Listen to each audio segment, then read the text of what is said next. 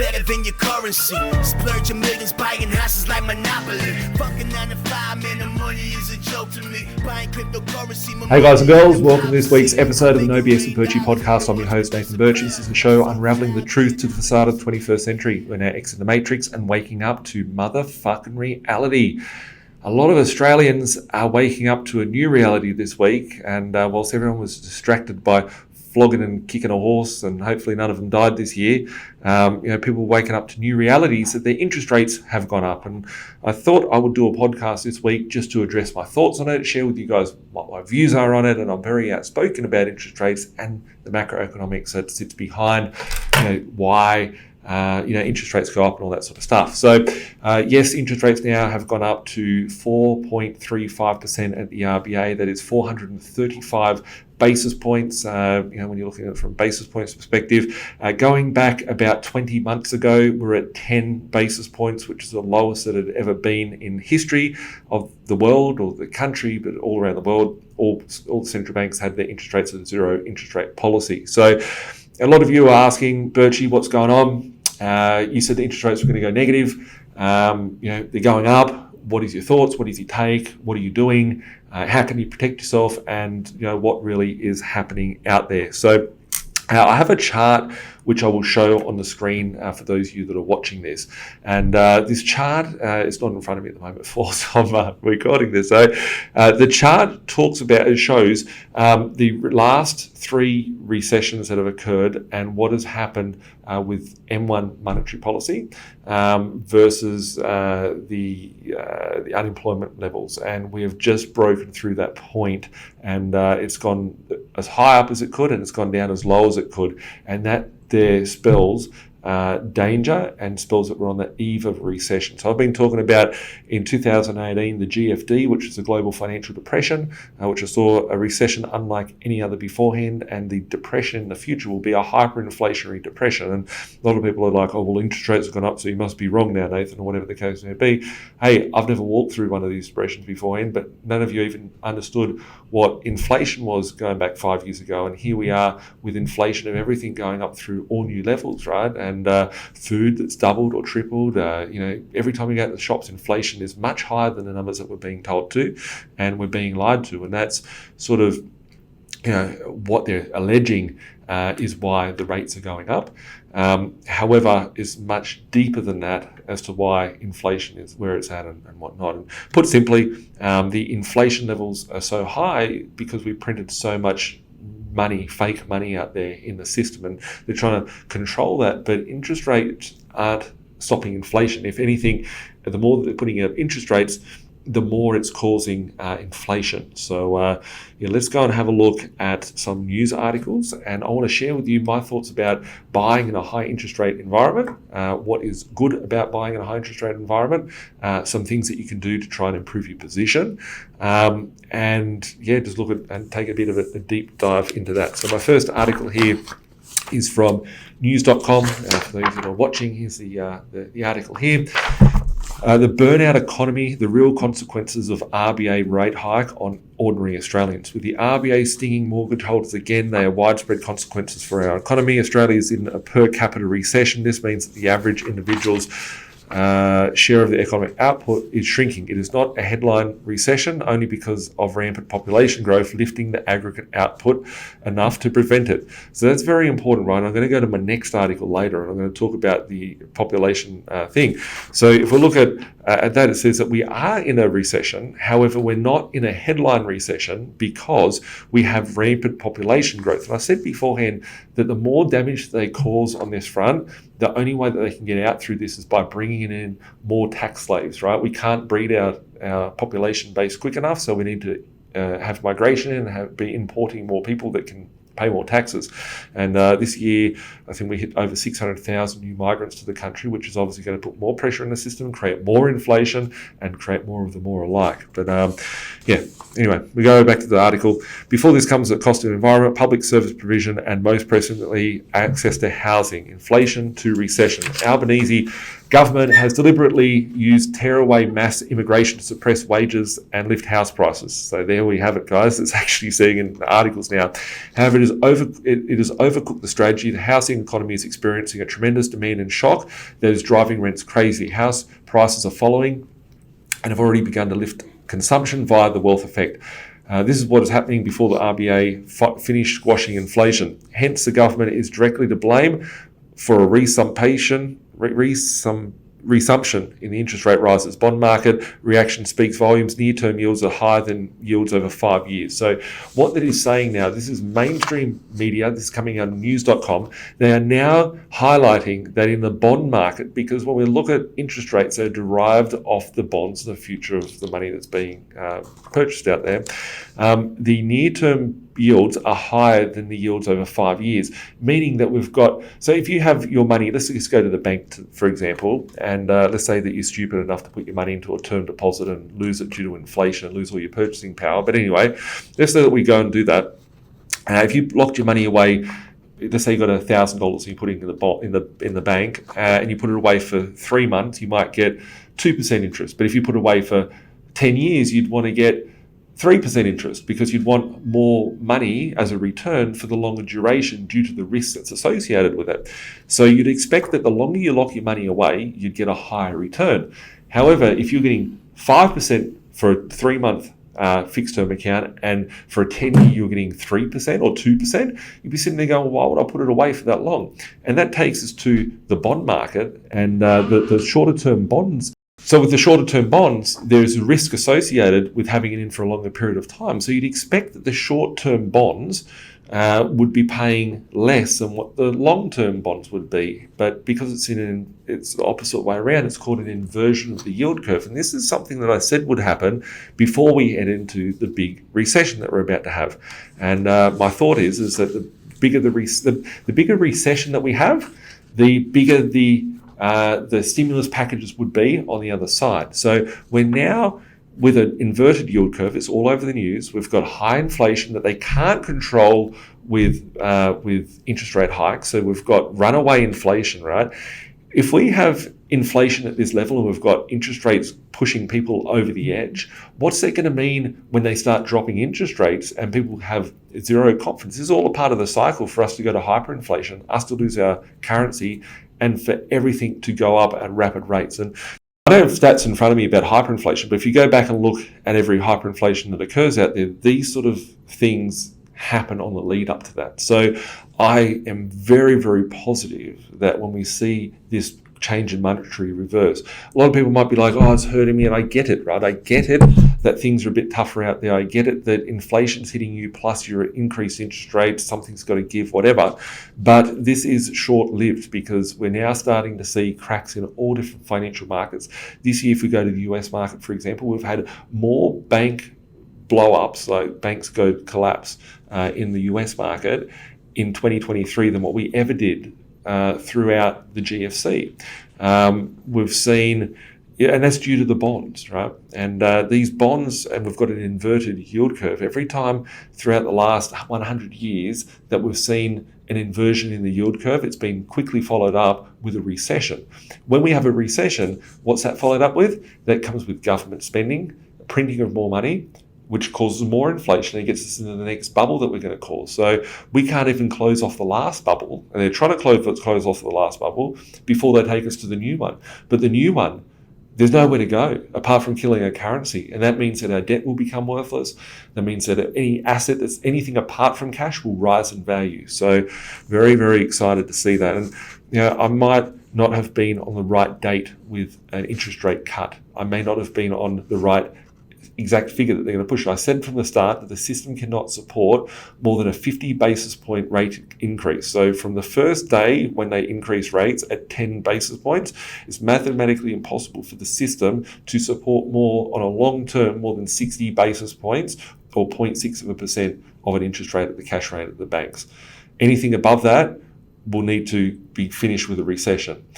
The higher that they push that, the bigger and deeper the recession will be, and the bigger that the cleanup mess will have to be on the other side. So as far as I'm concerned, smash the market. The more that you smash the market, the better it's going to be on the other side. It's just a matter of holding on there and hanging in there.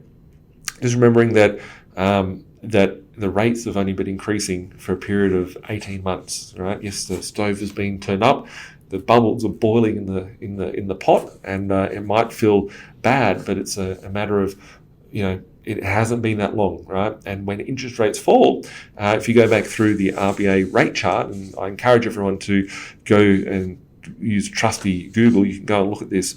Just Google in ASX previous rate chart, and there's on the RBA.gov website, you'll find rate packs, chart packs, and you can go back and look at the interest rates on charts over the last 30 to 40 years. And you can see after they've increased the interest rates to the highest that they could push them, the quicker that they increase them, the quicker that they fall, right? So if it goes up over a year, it falls within 3 months type scenario. So it's just a matter of finding that time of, okay, when are we officially calling a recession? I believe that we're on the eve of that, but I'm not here to predict to you today.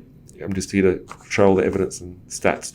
So as we read this article here off news.com, it says, in Australia, an inverted 1 to 5 yield usually accompany per capita recession. The inversion of the 2 to 10 year yields more predictive of outright recession. That curve did invert a few months ago, but has steepened since. So the writing is on the wall, right?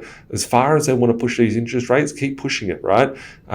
If you ask me my opinion as to why the interest rates have gone up, it just gives them more ammunition. It's like putting bullets in their gun for when they're going to pull the trigger to drop interest rates. If the interest rates are only at 50 basis points or 100 basis points, or like 1%, they don't really have much to bring it back by. But when they go, so it's 4.5%, they can just, we'll just take off 1% and it's nothing, but it makes everyone feel better. But they're going to have to go far greater than that. So this article goes on to say, what sort of recession we're in for. After Tuesday interest rate hike, the bond market is not decisively forecasting a headline recession, more a continuation of the trend of worsening individual output. But along with that intensifying per capita downtrend, the rate hike will trigger deeper falls in the number of jobs and force unemployment higher. It is already happening. So if you look at increasing interest rates, you're looking at a recession, you're looking at a lower GDP, and then you start looking at the unemployment rate at a rapid rate starting to increase. That is going to cause a need for them to print bigger than they ever did during the whole 2020 period. I'm not going to talk about what happened then, but just for the fun of what happened the last few years. So off the back of that, here. Can't be bothered reading the rest of it. Off the back of that, we've got the next article here, which has got the fella from Yellow Brick Road, Mark Burris. It says, "I've never seen anything like this. Mark Burris' grim prediction." And I don't agree with a lot of these things people say. It's just an opinion of one bloke out there.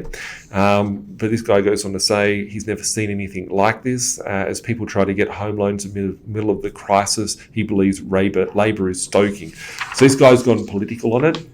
For not 1 minute do I think it's got anything to do with the Labor Party. It's just interesting that every time they place a Labor puppet into the politics, that we just happen to be in a recession. So it's not my thought. He didn't create it. I said it before he was even voted in. None of this has been created. It's all been predestined. He's just an avatar that's there to sit at the desk for the day. It's been created from monetary policy, straight from the central banks. So yeah, it goes here to say, for almost 3 decades I've been in the business of providing home loans to Australians, and I can safely say I've never seen anything like this. New house approvals have fallen over 15% compared to last year. So that's a very, very interesting sentence that we're saying here, because if we compare it to our last article that we had, talked about the fact that we need to increase our migration. If we've got immigration at a level that's never been seen beforehand, we've got increasing migration, and then we've got decreasing amount of stock going into the market. Now that's creating a supply and demand issue. We need to be producing more to be able to keep up with that, which is now causing greater levels of inflation. So it's a self-fulfilled prophecy that's occurring here, which is very, very cool. You just got to look at the stats. I don't like any of this stuff that they're saying about, it's Labor, it's Liberal. It's got nothing to do with these people. The politicians are just NPCs in the whole system that we're seeing here. It is the central bank's monetary policy which has caused all of this to occur. But yeah, very, very interesting stats. It says new house starts are forecast to hit their lowest level in over a decade next year. Meanwhile, hundreds of thousands of Australians are struggling to keep up with raising rents. So this is the thing, right? I've got in my notes to talk about the benefits of buying in a high interest rate environment. When interest rates are going up, it means that people's serviceability is going down, right? At the same time, people aren't wanting to sell and move because they can't go and get the loan again to go and buy that same property that they've got or something better. So they're sort of stuck in their house that they've got. So it means that there's less stock within the market. These are all stats and facts, and look at the system as for what it is, right? But if people can't go and afford to go and buy new properties, does it mean that pricing is going to crash? No, because there's not enough people selling that. So there's a pent-up demand to keep the system and the economy as strong. That's why our market is increasing and not going backwards. But if we look at the rents aspect of it, why are the rents going up at the rate that they are? We've got not just 600,000 new people coming to the country. We now have hundreds of thousands of people that wanted to go and buy a house to live in, but they're not able to buy a house to live in due to the fact that they don't service. So we've got all these people being pushed into the rental market, and you've got investors going, oh, well, the market's pretty good, I'm going to sell. So there's less and less rental properties out there for them, and we're going to supply and demand squeeze on that front as well. So it's just a very exciting time to be alive, specifically for myself and for all of you guys and girls that I help out with building out the portfolio, because your rents are increasing faster than anything, which is really cool. It says here, over the next 5 years, the Albanese government is planning on bringing in around 1.5 million migrants. Almost half these migrants are foreign students who live in our major cities. Who knows where they'll live? For every 1,000 new migrants, up to 550 dwellings must be built to accommodate them, according to the Grattan Institute's 2018 paper, How Migration Affects Their Housing Affordability. So simple math shows that we need to build over 800,000 new homes by 2028 to keep up with the immigration intake. Labor's Greens-backed housing policy, otherwise known as the Housing Australia Future Fund, won't come close to filling the gap. The plan is to borrow $10 billion to invest into a fund to generate returns of $500 million a year that will fund the construction of 30,000 social and affordable housing rental homes over the next 5 years. Well, if you go and break that down, $10 billion to build 30,000 new homes. Let's just do those numbers here. $10 billion divided by, so take off 2, so there, means that each house is going to cost $333,000, strangely enough number, $333,000 to build per property. I just don't see it happening that they can get the land, build the place. You'd be spending that to build a granny flat nowadays. So the government numbers are all fudged up as well, and that's without accounting for new future levels of inflation to those properties anyway. It says here that's $2.5 billion for 30,000 homes, which equates to about $85,000 per home. There you go. They've worked it out at a different level. I don't understand why they're saying $10 billion, but then 2.5. But they're saying that each house, the government's budgeted for $85,000 a house to build, which they can't do it. Last time I checked, it costs over $470,000 to build a new house in Australia. That's without any land. So is it a plan to put people in caravans or dongas? That's when interest payments on a borrowed amount of $10 billion, with a 10-year government bond rate at almost 5% and rising, $10 billion of borrowing will cost the government $500 million an annum in interest servicing the cost before they even build a single house. So yeah, a big mess out there, and the government, they've got to take out their debt at nearly 5% interest rate now. Where are they going to get those fundings from? So the government is at a rapid rate going broke with this new debt that they've taken on. They've got more debt than they've ever had beforehand. And I saw this article from Peter Costello, the previous treasurer from the Howard government. Peter Costello came in and said that with the $1 trillion worth of debt, the interest rate on that debt at 10 basis points beforehand was $1 billion a year, which is nothing, right? $1 billion that's just like a servicing cost. It's okay for the government expenditure. But now, with interest rates at 435 or 4.35%, that's $43.5 billion a year in interest that they've got to pay to keep the nation's debt at bay. And that's just to service the debt without defaulting on anything. So when you look at that, the largest debt that the government has used to be Medicare, and that has now been shadowed from the cost of their debt because of soaring debt prices, which is the bond market out there. So when you're sitting there thinking about, tough me, my interest rates have gone up, realize that you're one part of this system. But the bigger part of the system is not just that you've got your property that you've got to pay a higher interest rate on, you've got to pay a higher interest rate for everything out there. Businesses, debts all around have to go up. So just interesting. So I've made a few little notes here, so I'm going to revert back to my phone. I rarely do it, but I made some notes here because it's really cool.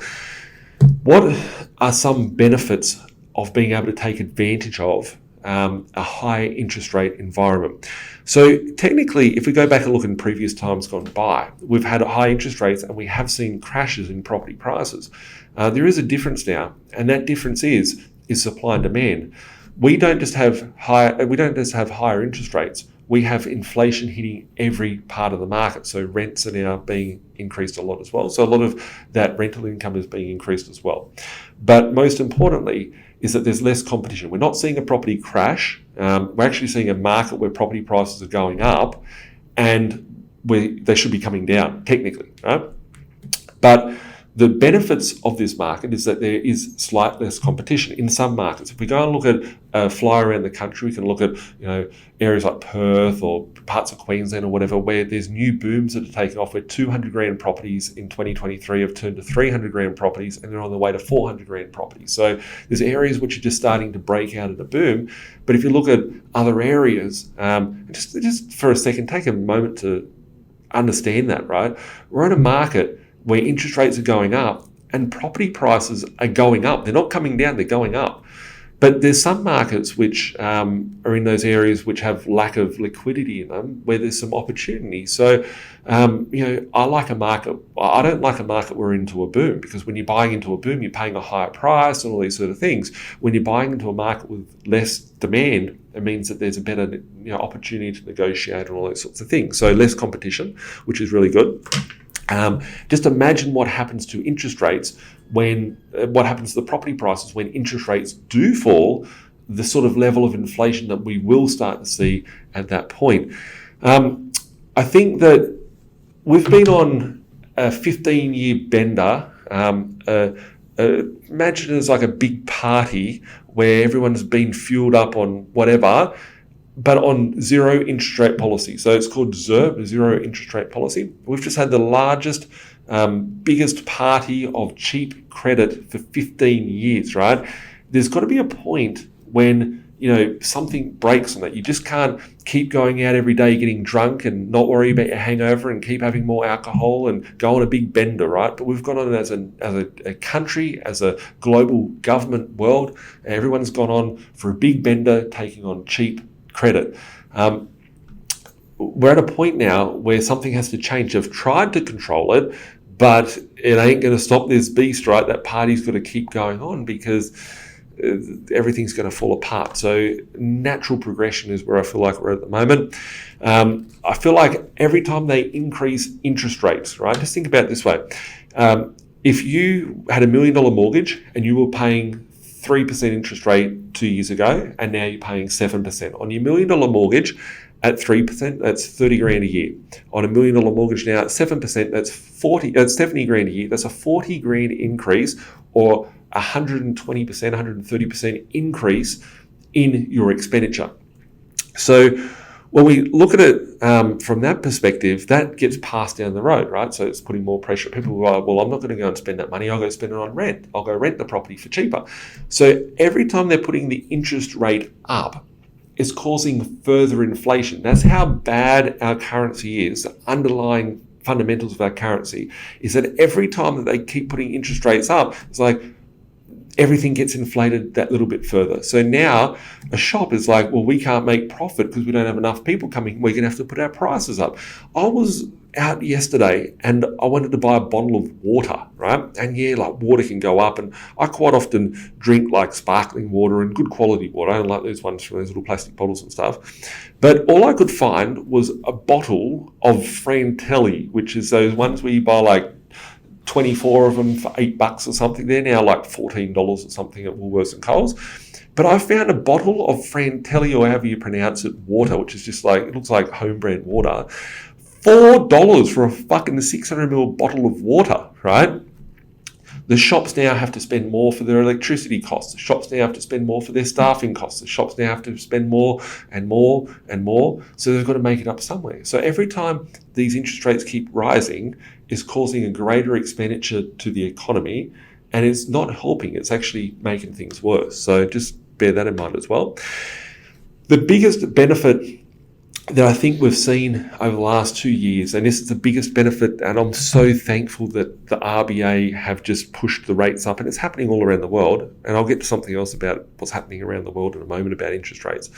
But the more that the interest rates have gone up, the more that the rents have risen. And because we've been buying properties which have got low entry prices, those rents still go up as well.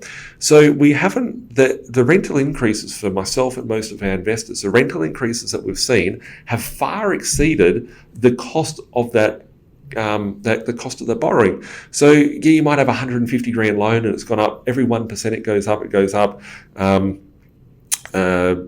150 grand, that's $1,500 a year. So if it's gone up by 4%, that's $6 grand a year that your interest has gone up by. Yeah, it's a lot, right? Don't see it as not.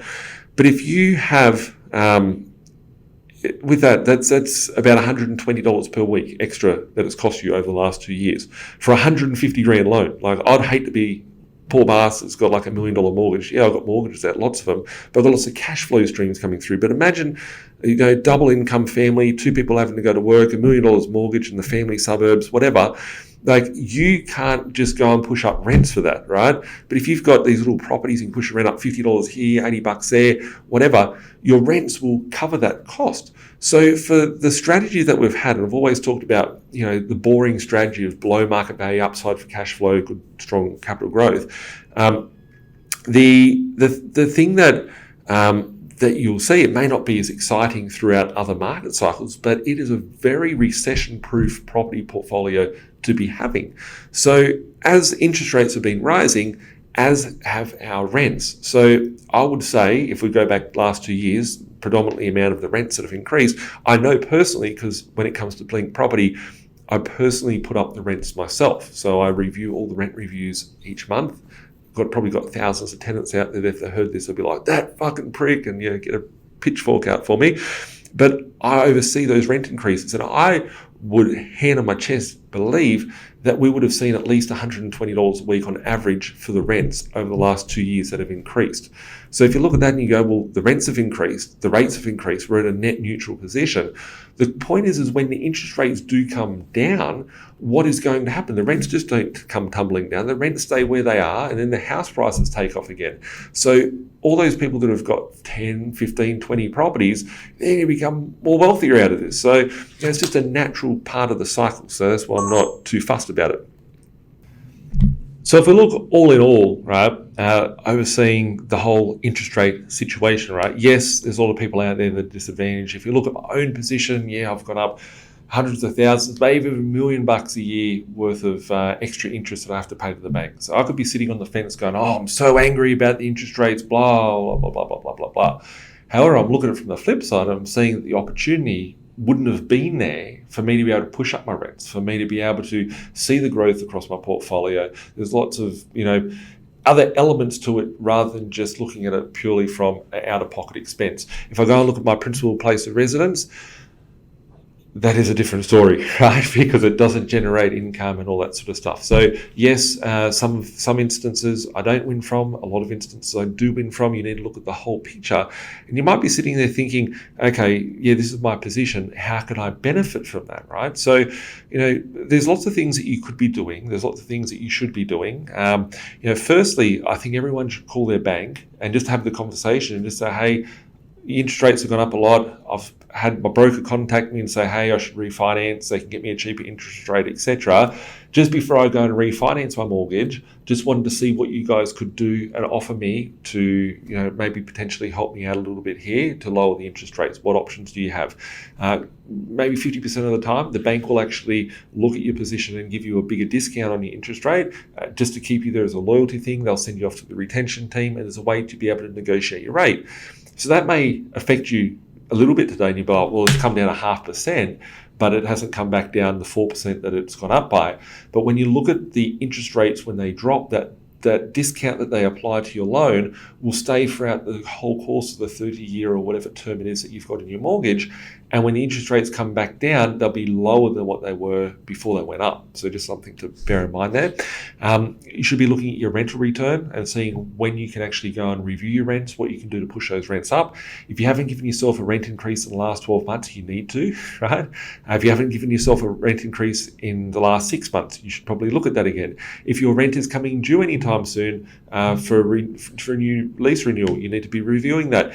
And not just going to your real estate agent and saying, hey, what do you think I can do for it? You need to personally go out there, unless you're with Blink and I do that for you, but you need to physically go out there, because the real estate agents are very pro-tenant down there. Most agents are pro-tenant, and you need a pro-landlord agent, which is going to say, no, we can get you an extra $50 a week, an extra $80 a week. So don't just rely on what people are telling you. Do your own research. Look at what other properties are renting for out there, what other ones have recently rented, what sort of levels of stock there is out there.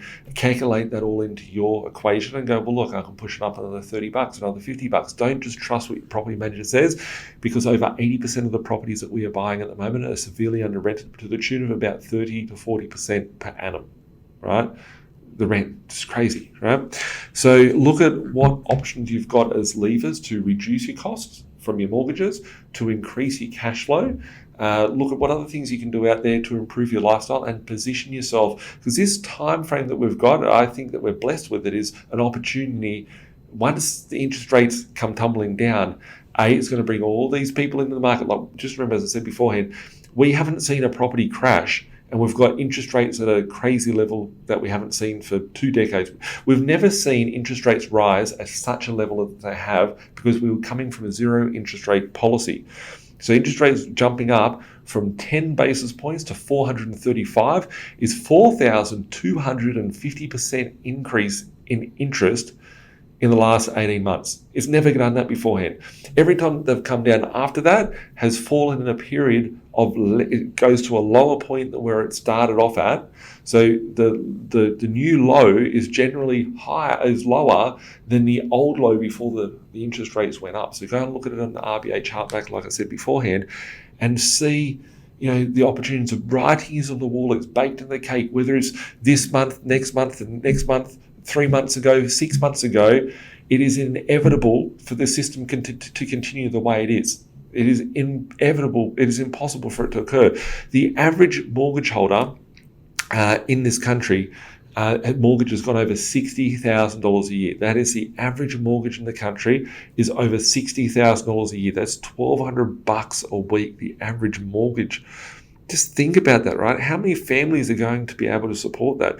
Yeah, you've got 10 properties, you've got 10 tenants paying it in, and you might be out of pocket $20 per week. That's very different view to the bigger, larger amount of the Australian population. So if we're looking at mortgage holders, it's that. If we're looking at the government and the debt that the government has, $1 trillion worth of debt gone up from $1 billion in interest per year to $43.5 billion a year. That's fucking insane. So the government's going to go broke, as is every business out there that's taken on debt. That's why we're seeing businesses fold quicker than ever beforehand. I just went beforehand to lunch and when I looked at the local shopping centre across from me, and every time I go to the local shopping centre, there's a Coles, there's a KFC, there's all these big name shops out there. But you go in there and there's another white panel over an old shop which has been closed off because these shops are just going broke. They can't afford it because the debt is too much.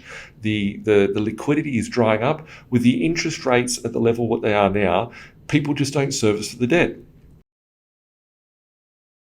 So it's not all doom and gloom out there, folks. I know it might sound scary, the things that I'm saying. It might be scary about the things that you're seeing on TV.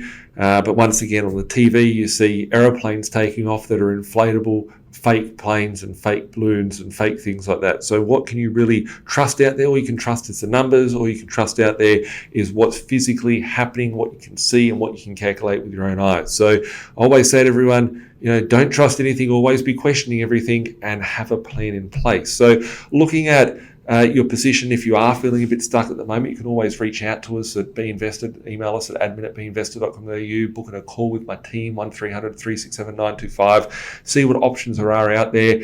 As I was saying beforehand, call up your bank, see if you can lower your interest rates, call up your property manager, speak to them, say, hey, rent's got to go up. Make sure you're on the same page with your property manager. If you're not, get a second opinion. Once again, you can always hit us up. I personally handle the rent review. So I'm so excited and confident here because I'm seeing my cash flow rising. I'm seeing my investors' cash flow rising. Yes, their expenses are rising, but as is their cash flow as well. So it's neutralizing its position. And I know and I can see past the clouds and I can see the clear sky coming back through at some point. It's just a matter of when is that day going to come. And, we're sitting here on the eve of a recession. A recession is not a bad thing. A recession is bad if you're not prepared and you're not planned and you're not set up for that to occur. But a recession, if everyone gets slaughtered out there, right, and things turn bad, what do? Go back to your charts, look back at the history, see what they've done. It's written on the wall for the last 50 years with the interest rates. Every time there's a recession, interest rates drop. Anytime there's a sign or a potential recession, they drop the rates and they try and stimulate the economy again. They're just in a really screwed up position right now because the money is losing all its value and hyperinflation is going to take over. Mark my words, right? We're here in November 2023. If someone wants to ask me what is my biggest opportunity, risk, and scary thing about 2024, it is only one fucking thing. It is inflation. Inflation is going to be everywhere. Make sure you are set up for it. Make sure you take advantage of it and you ride that wave. If you need help on your strategy, we're always here to help out. Hit us up, 1300 367 925. Email us, drop us a comment below. What are some of the things that you are winning on with interest rates rising? How are you faring through the interest rate market? Leave your comments below. We'll catch up soon. Hope you're doing well. Make sure to subscribe to us. You can find us on Google Play, Apple Play, Spotify, and YouTube. See you next Thursday. Bye for now. Like Bilal said, man, we stuck in the matrix. This my advice, don't care if you take it. The dollar back to die, soon to be hyperinflated. This my 2 cents, don't care if you save it. Joint be decentralized and you will see you've been lied to the whole time, and it's the irony, cause they do the exact opposite. You become a slave to the system, enough your money, all they do is profit. There's no conspiracy theory, you better hear me. Crypto will set you free before the system does. I don't care if you do or you don't, but what I'm saying is the truth to the reason you choke. I've never been a failure, excuse my behavior. Keep talking, haters doing me a favor. They all tell lies, I know what they been telling you. I'm the opposite, the Donald Trump of Australia. It's amazing, here for the taking, my time is never wasted.